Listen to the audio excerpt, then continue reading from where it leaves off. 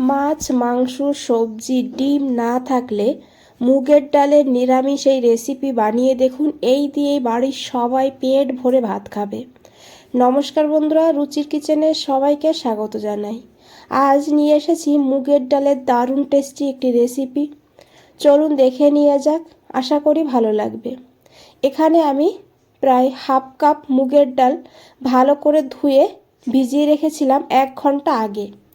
ডালটা ভালোভাবে ভিজে গিয়েছে। এখন এই ডালটাকে একটা মিক্সচার গ্রাইন্ডারের মধ্যে দিয়ে দিয়েছি।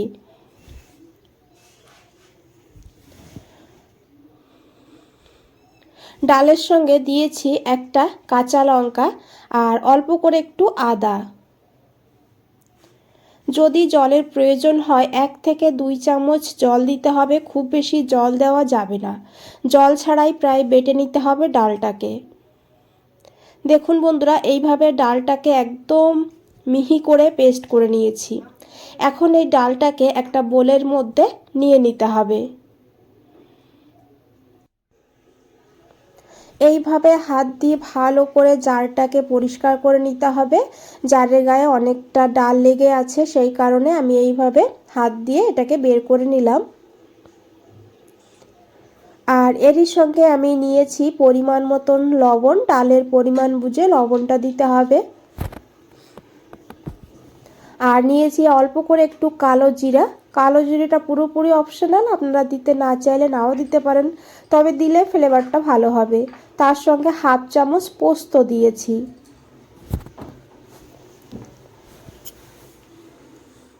সামান্য একটু হলুদের গুঁড়ো দিতে হবে এখানে।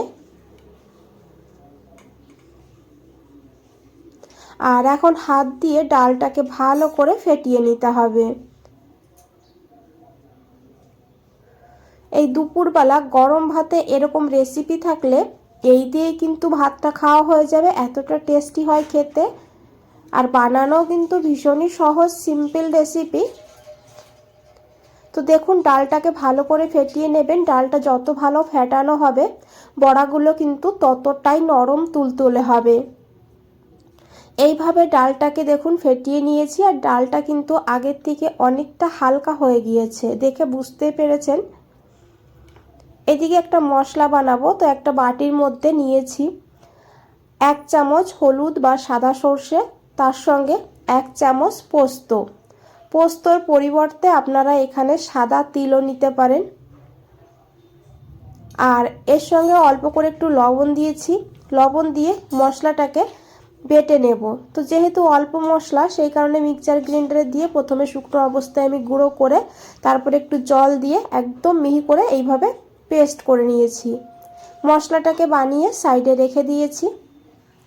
এদিকে একটা কড়াই বসিয়ে দিয়েছি। কড়াইটাকে খুব ভালো করে গরম করে নিতে হবে। তারপরে দিতে হবে এখানে 2 চামচ সর্ষের তেল। রান্নাটা আমি সর্ষের তেলে করেছি, তবে সর্ষের তেলেই করবেন, এতে স্বাদটা বেশি ভালো হবে। তেলটাকে খুব ভালো করে গরম করে নিতে হবে। তারপরে সেই ডালের ব্যাটারের থেকে অল্প অল্প করে ডাল এই তেলের মধ্যে দিতে হবে পাকোড়ার আকারে। আপনারা চাইলে এখানে হাত দিয়েও দিতে পারেন। আমি এখানে চামচ দিয়ে বড়াগুলো বানিয়ে নেব, এতে দিতে সুবিধা হবে। তো দেখুন, এই তেলের মধ্যে যতটা এসেছে আমি দিয়ে দিয়েছি, বাকিগুলো পরে ভেজে নেব। আর এখন এগুলোকে উল্টে দিতে হবে। এইভাবে উল্টে পাল্টে মিডিয়াম ফ্লেমে বড়াগুলোকে গোল্ডেন ব্রাউন হওয়া পর্যন্ত ভেজে নিতে হবে। দেখুন বন্ধুরা, বড়াগুলো কতটা ফুলেছে। আর বড়াগুলো কিন্তু ভীষণই নরম হয়েছে, দেখে বুঝতেই পেরেছেন। বড়াগুলো এখানে ভাজা হয়ে গিয়েছে। এখন আমি এগুলোকে তুলে নেব আর একইভাবে বাকি বড়াগুলো ভেজে নেব। দেখুন, আমি বড়াগুলো দেখিয়ে দেব কতটা নরম হয়েছে। আর এই বড়াগুলো এমনিতে এইভাবে খেতেও ভীষণ ভালো লাগে। এদিকে দেখুন বন্ধুরা, আমি আলাদা একটা কড়াই বসিয়ে দিয়েছি। আপনারা চাইলে ওই কড়াইতেই রান্না করতে পারবেন। আমি এখানে অন্য একটা কড়াই নিয়েছি। কড়াইয়ের মধ্যে 1 চামচ সর্ষের তেল দিয়েছি। তেলটাকে খুব ভালো করে গরম করে নিতে হবে।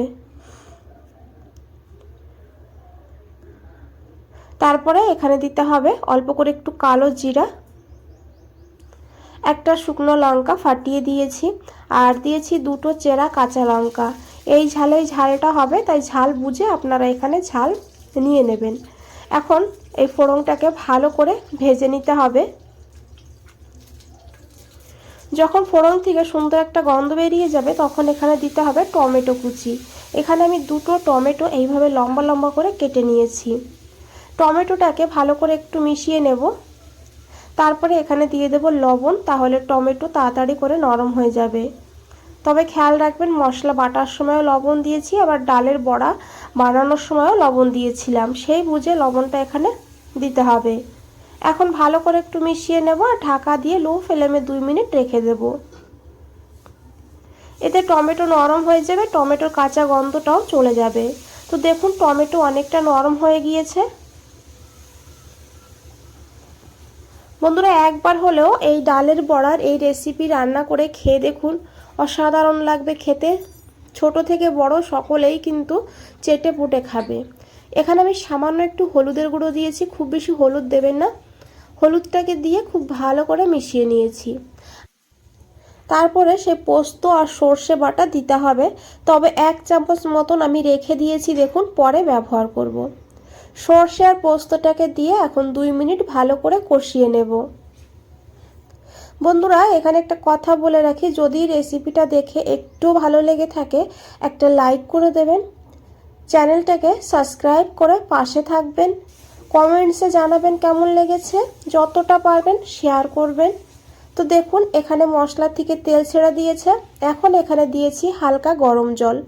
জলটা একটু বেশি করে দিতে হবে, যেহেতু বড়ার তরকারি আর বড়াতে কিন্তু জল সোক করবে, সেই কারণে জল দিয়ে ভালো করে মিশিয়ে নিয়েছি। আর এখানে আমি কয়েক দানা চিনি দিয়েছি টেস্টটাকে ব্যালেন্স করার জন্য, যেহেতু টমেটো দিয়েছি সেই কারণে চিনিটাকে দিয়ে এইভাবে ভালো করে ঝোলটাকে একটু ফুটিয়ে নিয়েছি। তারপরে এখানে সেই ভেজে রাখা বড়াগুলো দিয়ে দিতে হবে। বড়াগুলোকে দিয়ে খুব ভালো করে মিশিয়ে নিতে হবে।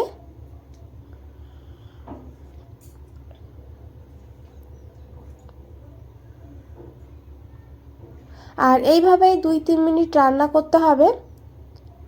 তো দেখুন বড়াগুলো কিন্তু অনেকটা ফুলে গিয়েছে আর অনেক রসালো হয়েছে, দেখে বুঝতে পেরেছেন।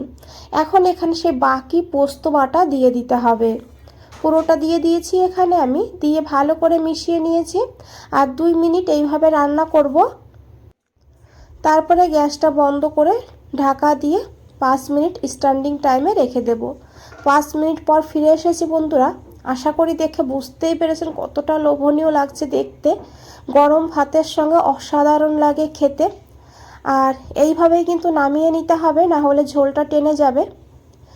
আর একবার হলেও বানিয়ে দেখবেন, তারপরে কমেন্টসে আমাকে জানাবেন কেমন লেগেছে।